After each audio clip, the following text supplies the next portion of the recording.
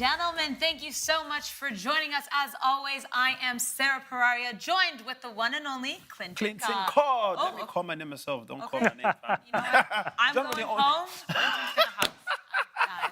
Join with the one and only Clinton Card. And yeah, I'm the only one allowed to call Alex's name. And joining us today also is Alex Ashmore. Come on, slam me for calling your name. Ah, that's all right, you can do it. What is happening to you today? Oh my God. Well, what a busy weekend, guys. It's been a good one. Yep. It's been a lot of drama. A lot of dramas I'd love to see. And same, we'll get into it. We will get into all of it. 100%. Wrapping up the Premier League this evening, as well as La Liga. And guys, all of you asking for La Liga this season. Well, guess what? It's here. A friendly reminder that Sporty TV has got you covered for La Liga this season, following all the best teams across Spain, from Barcelona to Real Madrid, Atletico, and Sevilla. You can catch it all at Sporty TV. Here's what's coming up on today's show. Today's edition of the Sporty Show gets underway by looking at tonight's Premier League clash, as Tottenham take on Leicester. We also preview Atletico's season opener in La Liga, as they face Villarreal to get their campaign underway. And we look back at yesterday's results, including Manchester City's big win over Chelsea, whilst Real Madrid dropped points against Mallorca. Yes, guys, Tottenham Hotspur taking on Leicester City. And let's bring in our very dear friend to the show. Gary is in the building. How are we, Gary? Doing well, thank you. Hi, everybody. Hello, Gary. Gary, what's up? Gary, I don't know, for some reason, these days you keep giving me joy, man. When I see your face, I know you're about to come cause some chaos. I mean, in a very nice I know. way. Gary has notes today. I can't wait. No. Today I come in peace. There's no violence. I'm looking forward to what props he has for us today. No, I was just going to say that, Alex. Trust me, Alex, that was going to be the next thing I was going to say. I was just saying what's going to be the next props that Gary has on the show. Because I'm sure he's just going to lift his hand up and he's bringing out a knife. No, stop. No violence today, guys. No props today, guys. How are you guys? Everybody okay? We're good. Gary, we have a lot to discuss today. But really quickly, I just want to let the viewers know, we got the lineups here for Leicester and Tottenham Hotspur, which will be happening in just under an hour. The final game of Matchday 1 in the Premier League. So here we go. Leicester at King Power. Hermanesen in the back. Justin, Vestergaard, Faze, Christensen, Winks, Buonanotte, Ndidi, De Cordova, Reed, Fatou, and Jamie Vardy as the captain. Taking on Tottenham Hotspur with Vicario in between the sticks, Pedro Porro, Cuti Romero, Van de Ven, Udogi, Sar, Bentancur, Madison, and up front, Johnson, Dominic Solanke making his debut, and Son as the captain there. Alex, Dominic Solanke to score today? Yeah, well, the stats don't help him. You know, they're not for him. I think the last person to score for Spurs on their opening game was Steven Bergwijn back in 2020. So it's not looking in his favour, but I have faith in him. I think it's a really good signing for Spurs, and I think that will be the missing piece in the jigsaw for them. And it's good to see Jamie Vardy back in the Premier League. That's true. He's forever there. Like, I feel like he's going to be with us until the end at this point. Like, how old is Jamie Vardy? I mean, I think it's about 31 or 2 now. 37. What? 37. What? Jamie Vardy. No Premier way. League winner. No way. Yep. I mean, but the one person I'm hoping does not score a goal today is James Maddison. Obviously, scoring against his former club would be, I mean... You don't want James Maddison to score? Nah. Why not? I mean, I feel like his life is he owes it to Leicester somehow. You think so? Yeah. I mean, I just feel like, nah, don't do it, man. Like... If he scores, though, and Harry Winks scores, does that sort of cancel each other out? Yeah, it will. I think I would not feel good to see Maddison celebrating a goal.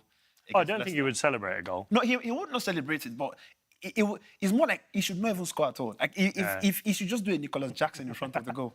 Well, Nicholas Jackson can't score at the moment. Sorry, Jackson. I think these days, anything that doesn't go into the net, it has been Jackson. Or it has been Nicolai.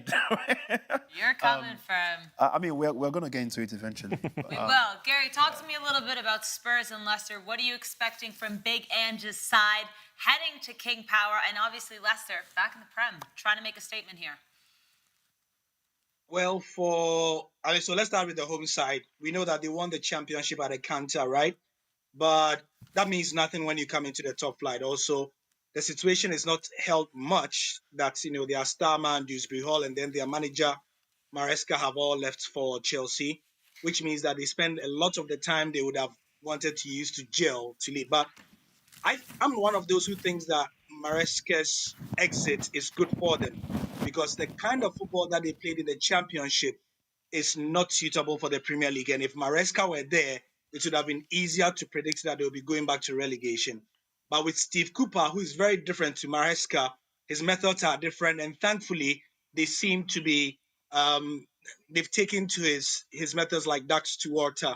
If you look at the preseason, it worked very well. And whereas Maresca likes to control possession, Cooper is happy to leave it, and counter-attack is the way to go for him. So that's what I'm looking forward to seeing. As for Ange, I mean, he's a known quantity, and I have a feeling that this season might be make or break for him because last season, I mean, everybody was, especially in the first quarter of the season, enamored with his methods, the kind of media interviews he was giving. He sounded like a good bloke, but now he has to get points on the board. He has to start winning things, making them look like a more realistically top four side every season if he stays there. So for both sides, it's the beginning of a great adventure. And if you look at the starting 11s, I mean, it should be pretty interesting. The inclusion of Jamie Vardy, I think, is what has come a bit of a surprise because I think when I was following the team news, he had a bit of a knock in preseason. So I didn't expect him to start. But it's good to see the 37-year-old back in what looks like a 4-3-3 formation. For Spurs, hopefully this will be the season where, Son Heung-min will actually really be a very big contender for the goal king.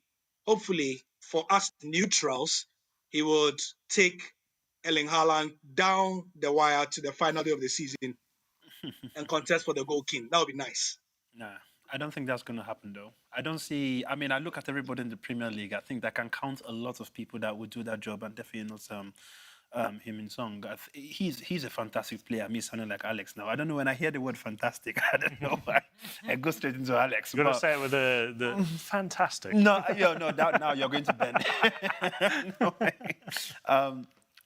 I mean, Son is good, but I think since Harry Kane is left, it feels like his partner in crime is left, and there's just something that's a kind of dropped with Son. Contesting against Haaland, I'm still waiting for the person that's going to come into the Premier League, and that's the reason why I'm sorry to say we're still going to continue banking and praying for Osimhen to come into the Premier League, and he's the only one person who I believe would go head-to-head. Now, there's also somebody in Aston Villa, the person of Ole Watkins, who I think is even very much closer to get into that Haaland level, even before Song. Song in Tottenham, ever since Harry Kane is left, sorry, Gary. Sorry. I know, obviously, you are the football specialist, but that's the one I can tell you that I can bet, and I would comfortably win you on that one. 100%. But yeah, Jamie Vardy is somebody I feel like his level of play, he should be in the Premier League, not playing Championship football. Yep. I remember when Leicester fans, when they got relegated, I was expecting that he was going to make the same move that people like Maddison did, go into a top football. I think there was a link between him and Arsenal at some point, and for some reason I don't know if it worked, but I think Jamie Vardy in Arsenal would have been a top guy. Jamie Vardy has that whole hunger for goals. He's so loyal to his team, though, because you saw other players like Yuri Tielemans also left, but Jamie Vardy goes hand in hand with Leicester. No, you can't have one without the other. Yeah, no, 100%. I feel like he's very loyal to the club. Yeah. He's that guy that said no. I mean, I've won. When you look at the whole history of Leicester, you would see that he's literally been one of those players that. Just the same way we can say Wayne Rooney and Manchester United, right? That's the same way I would see Jamie Vardy and Leicester. And the fact that he's not gone to Arsenal, he's not gone to any club that have come for him, and he stayed with them, they've gone to the Championship, he's played there, they've come back to the Premier League, is something I give a lot of accolades to him for. And I'm just hoping that this season is just going to be different for him. And hopefully Leicester don't go back to the Championship again. Yeah. I mean, actually, Alex, what do you think? Alex has them going back to No, I mean, listen, this kind of questions, obviously, I would always go for Alex or Gary. Now, when you look at this particular Leicester team, do you think there's a possibility that they could go back to Championship just the same way some club have come and they've gone? For example, Burnley and the rest of them. them. Yeah, I mean, I very much agree with what Gary said regarding the style of football that they play, and I think it's a similar case to Southampton. I really like the way Russell Martin plays his football at his clubs, the passing football. They play out from the back, but we saw against Newcastle it caused a few issues. And I think that's the same when you look at Leicester. When they've brought in Steve Cooper, like you said, with Forest, they're not too bothered about playing the most attractive brand of football. It's about getting the results. And when you're coming up as a club, that is the most important thing. Once you get settled and improve your squad, then you can start playing the nice football. And I think it is all down to goals, really. If Jamie Vardy and Patson Daka can get firing, unfortunately, Daka's out for tonight, so I think that'll be a big miss for Leicester. But, if they can get that front line firing, I can see them pushing up. But at the moment, I'm less than convinced. Obviously, they brought in Oliver Skipp from Spurs for 25 million, which I think is a good addition. But I'm still yet to be inspired by this Leicester squad. I feel like they're missing that little piece to stay up. But I'd love to be proven wrong. What do you think the score is going to be this evening? Tonight, I'm going to go 2-1 Spurs. 2-1 Spurs. All right, Gary, what's the scoreline for tonight? Yeah, I'm thinking a Spurs win, but Leicester, they definitely have something up their sleeve, but definitely a Spurs win. Also, just because for the Ghanaian audience, I mean, we're all going to watch this game because of one of the best players we've had out of the country in the last 5 years. That is not called Kudus Mohammed. Fatau Isahaku. He won the under-20 AFCON. Fatau, he's in the starting 11. Right. Fatau. I think Sarah mentioned him in the starting lineup. I did. I think I mispronounced his name. That's my apologies. But we definitely know who we're talking about here. He came from Portugal, from Ghana to Portugal, and then he went to Leicester, and that's where he's found his feet. He spent last season on loan with the Foxes, and now they've made a deal permanent. He had 43 appearances, scored 7. What does he do? He's very, very fast. He's very dynamic. He can draw in the foul. He runs as strikers. He's the perfect Premier League player. And all he needed was a manager who could trust him. He's got it. He's only 20 years. And he already has 19 caps at the senior level at 20. So that should tell you something. Mm-hmm. He's played in the World Cup as well. So, yeah, it's something we are looking for in this part. And that's why we'll be watching the game. Yeah, absolutely. All right, well, since we are on the topic of the Premier League, it's only fair that we discuss Chelsea and Manchester City. Manchester City getting the 2-0 win against Chelsea with Erling Haaland opening up the score and then Kovacic hammering one. Oh, my goodness. Against his former club again. My God, so sorry. Excuse me. Yes, maybe not the scoreline we all predicted. I think you and Gary especially thought it was going to be a slaughtering. You went 2-1. I think so. I think I got... Yeah, you thought it wasn't going to be as easy. Yeah. But in the end, City did win this game. Alex, I'm coming to you because I know you're the Chelsea fan, and we actually played football last night, and you had a lot to say about this, especially one Enzo Fernandez. Yes, I mean, there's words that I won't repeat. Kelechi was singing one song. No, there's words I won't repeat now, but yes, I was very frustrated with that Chelsea performance from start to finish, from front to back. I think awful, lifeless, soulless, just disappointing. I think I look at Robert Sanchez. He made a few good saves, but passing out from the back, he looks a bit, fragile when it comes to taking crosses. That back four, whether it's a back five, I really don't have any confidence in it. I can't remember who it was. I believe it was Doku. He managed to get through. I think it was Cucurella and another defender, but he just walked through them, and as if they weren't there. He just walked through them, and it doesn't feel like, I think when you compare to those Chelsea sides of old, and you think about John Terry, Gary Cahill, Frank Lampard, Didier Drogba, these players that would fight for the badge. And, it sounds like an old school cliche to say, but these players, they just don't feel like they're bothered. I look at Enzo Fernandez, I look at Moises Caicedo. He's running around, but he's not doing anything. Enzo Fernandez is meant to be that guy who can lead an attack from the midfield. He offered nothing on Sunday. I think it was one of his worst games I've seen in a Chelsea shirt. I think you look at going forward, Nicholas Jackson, in terms of decisions, might be one of the most unintelligent players on that pitch on Sunday. In terms of, you look at the goal that he scored, he could see the whole defensive line in front of him, yet he stood in an offside position. unbelievable, unfathomable how you can do that as a player. You can see the whole defensive line and you're standing in an offside position. You know, I look at the players that, you know, came on. I think I saw on Twitter someone talking about Vega who came on and said, who is that? You know, there's so many players on this bench that we've never seen play before. They're so young, they're so inexperienced, and I'm all for blooding youngsters, but it just felt so lifeless, disappointing. City weren't at their best. I think a better Chelsea side could have beaten City on the day. But, you know, you look at how easily, you know, Kovacic, he ran through a combined, £230 million? And he was sold to Man City from Chelsea for 25 million. He ran through them like they weren't even on the pitch. It was unbelievably easy. And to score that goal on Robert Sanchez, to make that weak effort of a save, it was horrible. And I think maybe after yesterday I might have to revise my statement about I'm not you. Oh, really? Wow. No, revise my statement about Erling Haaland. I think he is on his day. I think he's a better player than Victor Osimhen. I think he's a more complete player. I didn't want the drama today. I thought it was going to be a I thought he was fantastic, you know. I mean, he led that City line. But do you not think that goal he scored against Chelsea, do you not think Osimhen is capable of doing even more than that? Oh, no, I'm saying he's capable of doing that. But I think when you look at what Haaland's done in the matches that he's done it, he's proven more than Victor Osimhen on the big stage. I mean, I don't know. Ben Colwell pretty much let Haaland do whatever he wanted there. His defending was terrible. Well, I mean, I was literally just going to say that. Listen, you don't even need Haaland to dismantle that Chelsea. I could dismantle that defense myself. Like, if you look at the goals too, Kovacic's goal was much better. Well, exactly. No, for real. Let's be sincere. I understand that with Haaland had to run through like I don't know how many people he ran through, and somehow he was able to just cop the goal in. Like, normally, I would have expected somebody to probably slide that ball away, but nobody did it, right? It's to tell you the quality of defending they have. Now, if they have listen, you cannot go through that. I'm trying to think about probably one of the weakest Premier League team that they still have some kind of decent Burnley.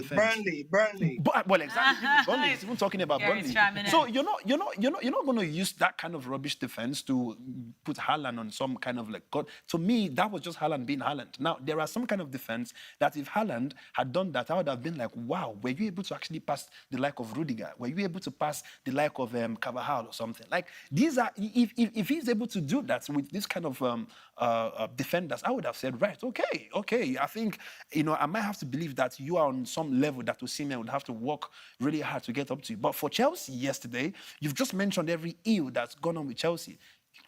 She's not even giving me she's not even said I should go in, but maybe I might as well just continue, right? Now, yesterday, you could clearly see that even the problem was starting with the manager. Right? I understand that was his first game in the Premier League, but there were so many shades of wrong. How would you face a team like Manchester City and you don't have your best wingers on the team? And I saw him say after the game that he thought they competed well with City in large parts of the game. They were nowhere. The midfield was non-existent. The defence was weak and it felt pathetic. That Chelsea game yesterday is a game that Madueke should be starting. That game is a game that Raheem Sterling should be starting. He was not even on the bench. The question is, what issues do they have with Sterling? There's a whole saga now of Sterling. Apparently, he could be on his way out. The Sterling camp released the statement saying... Can I intervene, though, just because this is relevant, and I also need Gary's take on this, but Fabrizio, about an hour ago, tweeted, Joao Felix back to Chelsea, here we go. Deal in place with Atletico Madrid and his agent, Jorge Mendes, contract until June 2030, plus option for Joao, as travel and medical tests will take place in the next 24 to 48 hours. Gallagher to Atleti, Joao to Chelsea. Gary, I mean, like, where is there space? Talk to me, Gary. Okay. So first of all, if even there's no space, Joao Felix is cream of the crop. He is going to have to start in this Chelsea team. I mean, you know what I'm saying? If even there's no space, he definitely needs to be a starter, or he has to play a big part in it, because I start him over he's a Enzo world-class Fernandez at player. this point. Fam, people, I went on Twitter yesterday, you won't believe that I was seeing that people were saying, oh, Enzo Fernandez was holding the game. I'm like, wait, which game are you watching? Is it the same game I'm watching? He couldn't even make an easy pass. He was their captain. They even passed the ball to him. He could not even trap the ball. And then he went on the ground because somebody came from his back. And then he was trying to look for the ref. And then I was, listen. Chelsea fans sometimes they piss me off as well because those guys are very delusional, right? They see things. I'm like, is it the same thing I'm watching? I'm looking at that game. There were so many people, like I'm pointing out, to say they were best players on that pitch. And they subbed them off and Enzo Fernandez was still on that game. And I'm like, wait. Listen, this guy is worse than Finidi George. You don't need to tell me anything. That Chelsea coach is worse. Finidi George is miles ahead if you want to talk about stupidity when it comes to a coach. Because why was Madueke not starting that game? Listen, it's pissing me off because I don't know. I'm not a Chelsea fan. However, I see proper potential if people are able to do the right thing. And every single time they're getting something wrong. Why are you taking off Lavia, for Christ's sake? This guy was probably one of the best guys you have on that pitch on that day. Nkuku first left, of course. Left to me, Nkuku, I would have probably made him play 10. But why was he playing from the left? Because you got Nicholas Jackson up front for some bizarre reason. And then you have, listen. You see this whole thing about Victor Osimhen having to come to Chelsea. These guys, they are not serious. Chelsea, the people controlling that Chelsea football club, they need slap. Like, I need to bring them line by line. Bah, get that way. Oh, you go that way. Bah, like literally every single person, including the owner of that team. Because they are all mad. I agree with you. I'm not even a Chelsea fan, and I'm oh man, God have mercy on me, man. Over. Gary. I mean, but I like the fact that, he's just articulated the frustration of a lot of Chelsea fans I know, first of all. In that there seems to be a certain disconnect around who should be where and whether they are in a privileged position of having some really outstanding talent, but not knowing where to play them, And I think that's a bit of a problem. But for Joao Felix, I think he markedly improves things if they can get it right in there. Enzo yesterday was not good at all. Definitely Lavia and Moses Caicedo are better options than him at the moment. And so I'm hoping that Maresca also sees that. The decision to captain him, I don't know what it will mean going forward, whether it will be something more permanent and whether it will mean he's going to have more playing time and whatnot. But nah, it didn't look good. But for Joao Felix, I'm happy for him and probably happier for Gallagher for going the other way. Like I was saying I think 2 weeks ago or so, or when we resumed from the Euros, I'm thrilled that he's going outside England to a team where the coach is going to understand him and play him and bring that fire out of him. I couldn't think of a coach right now in world football at a top club who fits more perfectly with Gallagher, who is going to bring that, that lion out of him. So I'm really happy for him. That's the perfect segue here because, in fact, Atletico Madrid are also in action tonight, Gary, taking on Villarreal at El Madrigal, and we do have the lineups for this one. Just came out. This match is at 9:30, so that will be... Alex, do the math for me because I can't be bothered. So 1 hour behind for West African time and 2 hours behind for GMT. So 8:30 West African, 7:30 GMT. Perfect. In an hour. Wherever you are, it's in an hour, guys. All right, starting lineup for Villarreal: Diego Conde, Albiol, Bailey, Gerard Danjuma, Dani Parejo, Santi, Alex, Kiko, Yeremy Pino, and Cardona. And for Simeone's side, Oblak in between the sticks, Azpilicueta, Llorente, Witsel, Renildo, Lenormand, first match for Atleti, Koke as the captain, Barrios, Lino, Griezmann, and Sorloth with Julian Alvarez on the bench. And a friendly reminder, guys, right after the Sporty Show, Eintracht Braunschweig will be taking on Eintracht Frankfurt in the DFB Pokal. As you could see, we saw some of the teams warming up there, but that is right after this show. So make sure you stay in touch as we're talking about La Liga. Vinny, Mbappe, Rodrigo, Tchouaméni. It doesn't matter because Real Madrid dropped points yesterday in their opening match against Mallorca. And genuinely, guys, for all of those who watched, Mallorca put on such a fight. And I think, in fact, they should have won. Eder Militao made a brilliant save and really kept Real Madrid in this game. But my, oh my, Muriqi, wow, amazing first performance from Mallorca, and the credit has to be there. Their fans were brilliant, the team was brilliant, and Vinny and Mbappe were nowhere to be seen. It was a disappointing result for Real Madrid. I think Ancelotti said it himself. You know, the balance wasn't there. Defensively, they need to do better. And going forward, I feel like in this case, when you have so many stars in your attack, sometimes it feels weird to say this, but sometimes they can get in each other's way. And I feel like it will take time for them to get used to playing with each other, whether it's, you know, working out the best positions, working out the best way to go forward. But I think looking at how they played it felt a bit like they were stuck in a way. They felt a bit sort of congested is the wrong word, but a bit sort of lost for ideas at times. And I think, you know, there's definitely a whole lot of potential there. Obviously, there's some fantastic players, but when you look at their attack last night against, with all due respect, a Mallorca side who are decent but finished 15th last season, the quality that Real Madrid have, they should be putting 3 or 4 past Mallorca. And I think they need to work out a better way of using those attackers, whether it's, you know, spreading out the formation a little bit more, because it felt like they were a bit congested on that left-hand side at times. You know, I thought Bellingham playing in that sort of 8 role, I think he did really well. I think he was one of the more important players in that midfield. I think he does a lot both going forward and defensively. But yeah, I think Rodrigo is probably the shining light of that midfield. Vinny, I was disappointed with Vinny. It felt like at times he was trying to do too much on his own. You know, he's got to realise that he's got so much talent around him.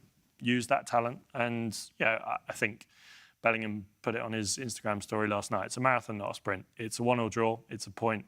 There have been worse starts to a La Liga season. But, you know, in 2 weeks' time, when Real Madrid have potentially beaten Rayo Vallecano, we won't be talking about this. But yeah, definitely things to work on for Ancelotti and his side. Clinton, please, I need you to release it all, because no, I mean, the fact is, we've said this before, even before, you know, when we're speaking about Mbappe joining Real Madrid, we did say it, that, you know, it's either this is going to be one of the best team of Real Madrid, or it's probably going to go against them, and they're probably going to be the worst. And it's good to see that even from their first game, they are facing a team that finished 15th, 16th, or whatever. 15th. In the last Just 7 15, points above the relegation 7 zone. points above the relegation zone, and they nearly lost the game. Like, you have Mbappe, you have Vinicius, you have Jude Bellingham, you have Rodrigo. 4 of them starting. Let me tell you something, right? This is probably the best front four in the world as we speak. Like, there is no team in the world that you can say is better than this Madrid best 4 starting a game together. It's to tell you that actually it's not really about the squad. It's actually about knowing how to balance these people, how to say, okay, you guys don't have to be on the pitch at the same time, right? Listen, I know this is going to be a very strong thing to talk about, yeah? You cannot bench Vinicius from Mbappe to start, right? Why? Because Vinicius has been there. He's literally taken Madrid to the level where people wouldn't expect Madrid. I mean, he's been a forerunner for Real Madrid. So you can't say, Vinny, wait, let's start Mbappe because Mbappe is a star boy. And you cannot decide to also say, Mbappe, sit down because this guy, because they are all stars. They all have to play. But somebody has to be the sacrificial lamb. Now, if they say Rodrigo, you know, get off, can Mbappe play from the right? That's the question. Like, would he function from the right? I mean, he may have done it in the past, but the truth is, Mbappe has only shown his best from the left. Vinicius, I don't see him performing from anywhere apart from the left. The question is, who did they sacrifice at this point? Rodrigo can obviously play from the right. He's done it so many times. Did you see? So now, is it affecting their play? If they can, to me, this is a win for Mallorca. It's not even a draw for me. I look at that game. They could have easily stolen that 3 points. They should have won. They actually should have won the game. But even if they've gone with the draw against that front 4, to me, listen, if I was the La Liga, I would have given them, even if it's a 1-1, I would have given them a 3 points already. No, 100% I would have done that. The world of football would be chaos. No, listen, It'd be WWE. I will tell you, listen, the reason why God knows they don't put people like me in charge of these things, even, you know, sometimes, even when we talk about the refs, yeah, we say that there are some kind of offside that if I was a ref, I'll be like, no, listen, this one deserves to go. I'll just give it. Like, I don't care what kind of criticism I'm going to get, but I'll just give it. Yesterday is a typical example. I would have given it to Mallorca, the 3 points, easy. I'll be like, yo, you front 4, go sort yourself out. Ancelotti, go sort yourself out. Because what were we were predicting something the other day, like, what did I say? I said Who it's going is to be... we? You said 6-1. What? Yes, That yes, Gary holds him accountable because I'm not getting pulled into this one. Didn't I say it would be a tough game? Didn't you say it was going to be 3-1 Madrid? Oh, well, let's forget about that. Okay, I can't do this. Hold them accountable. I think me and you said 3-1. I think you said 6-1. Gary, I'm not sure what your prediction was. I can't remember. But talk to us a little bit about this game. I said 3. I said 3-1. I said 3-0 or 3-1. You said 3. No, you said 3-0. I think. Yeah. I said no, 3-0. you said 3-1. Yeah, I said 3-0. Alex and I said 3-0. Anyways. Like, that was the game I was expecting, like, first half, 3-0 already. I was very disappointed. Like Clinton as well said. I mean, I was not disappointed. Guys, like all of you said, I was really disappointed. And I think the choice of words Alex gave, right, kept on getting into each other's way. Definitely something they did not learn from the Super Cup. Because what happened in the Super Cup? When we spoke in the review of the Super Cup, we said some of the players were willing to sacrifice, and we notably said Jude Bellingham. That's why he was man of the match, because he was able to give balance to the team. Yesterday, we did not see that. And I feel like if this team is going to tick, he will have to be the unsung hero on a lot of occasions to give them that balance. There was a very funny meme after the game of somebody who had done the starting 11 of Real Madrid with a goalkeeper, with Rudiger, with Carvajal, with Militao, I think it was, and then 5 players on the left, all on the left side of the starting 11. On the starting 11, that was really funny. That was just to say they were overloaded on that side. There were about 5 players: Rodrigo, Mbappe, and Vinicius, and all of them on that left side, and Bellingham on that left side. That is what they need to sort out. Do they have that quality? Do they have that experience? Yes. I believe they should be able to do that. It shouldn't be really difficult. Maybe, that's why I'm seated here and they are there, and they are doing their thing. But I think it should be doable. And earlier they got it sorted. Otherwise, they are going to have a nasty shock this season. And in Real Madrid, they are going to finish second or third or whatever it is that they didn't expect. Well, one of our viewers, Larby here, is agreeing with you, Gary. And so the thing is, all the Real Madrid attackers are better off playing from the wings. And it's so true. How are they going to sort this situation out? Shout out to our Mallorcan Guillem in the back room saying Muriqi over Mbappe. Daniel said Valverde didn't create the game at all. He wasn't involved and asking for the ball. Listen, it was chaos for Real Madrid in the end. And it's going to be a task for Ancelotti. Mind you, we've said this time and time again that if there's anyone to do it, he's probably one of the best ones to do it. But it's going to be difficult trying to figure out, Clinton, who are they going to sit out? And also, just one thing really quickly. Again, I kind of felt like Arda Güler, Endrick, I'm not even sure. Endrick didn't get any playing time. Arda Güler came on in the final moments, but it's going to be even more difficult, I think, after seeing this game, because they're already struggling with who they have. I don't even know how you incorporate these other two. No, listen, they will just have to make the decision that's going to hurt. The fact is, truth hurts, and that's what a lot of people don't like to hear. Mbappe is useless, and in any wing, that's not a left wing. There's so many times I've seen this happen. When you put it, you could just see him lost. When you're trying to make him a striker, you can see that the ball is not coming to him. Right? For Mbappe to actually have the ball as a striker, it means that you need somebody who's an extreme creative midfielder who's going to get the ball to him, or even a crazy winger like, say, Vinicius is good on the wing. Like, without Mbappe, I think he's excellent. But now with Mbappe, like, I don't even when they were playing what's it called, the Super Cup, Atlanta, right? Listen, I understand that they won the game, but I could still see that. Yes, they were playing as friends. It was lovely, but you could still see that they need to sort out this whole left thing. Somebody owns it. The question is, who are they going to own it to now? Who are they going to give it to? At some point, we knew before Mbappe came, this was Vinicius. That was his home. He's paying rent on that wing. As a matter of fact, he even has deposits to lay in. They've not returned his deposits since Mbappe came to that wing right there. Like, they took 3 months deposits from Vinicius. So right now, the question is, who owns that wing? But listen, Mbappe, when he was in PSG, he plays front. You could clearly tell that any team he's playing for, before he came to Real Madrid, he always owned that left wing. You could see that he has the pace. He's very skillful. When Mbappe gets the ball from the left, the next thing Mbappe is doing is 1-2 leg over and he's running past you, either from the left or he's going to the right, and then he's taking a shot. Right? This is something he's used to. This is something he's been doing for a long time. Vinicius, on the other hand, on that same left, when he gets the ball, he's thinking about how he wants to literally drag the ball, and just send it on a pace, and he's chasing it. And he's run past you. This is what they are used to. So you're trying to get them to adapt to something else. At this early part of the season, fam, Real Madrid would be ready to already lose the league from the start. Because there's no way you would have this kind of front four. And you're not... Listen, right? This is meant to be the easiest time that this team should be getting that... Listen, if mistakenly they don't take this La Liga this time around, listen, the whole football world, they will laugh at Real Madrid. Like Ancelotti, like you said, we predicted it, that this kind of team, well, I mean, not prediction, but we said that this kind of team, he's the best manager that would be able to control it and know how to make the best decisions. But so far, so good, fam. Let's just see this first game as a warning to him that he needs to do something right. I just want to say that there's a Canadian that plays for Mallorca, and he almost scored against Real Madrid yesterday. So that's all I have to say. Hello, Kyle Laren. All right, guys. Well, I mean, we really got to the end of the show quick here. It was a shorter program than usual because we do have the DFB Pokal coming up right after this show. So stay tuned for that. Gary, as always, it's been a pleasure, and we will talk to you next weekend when there's more football coming on.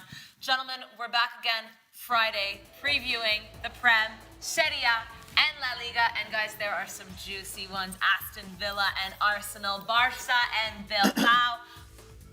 I can't talk. I just lost my voice. AC. Thank you guys so much. We'll be back again on Friday, doing it all. And until then, enjoy the football. Everywhere.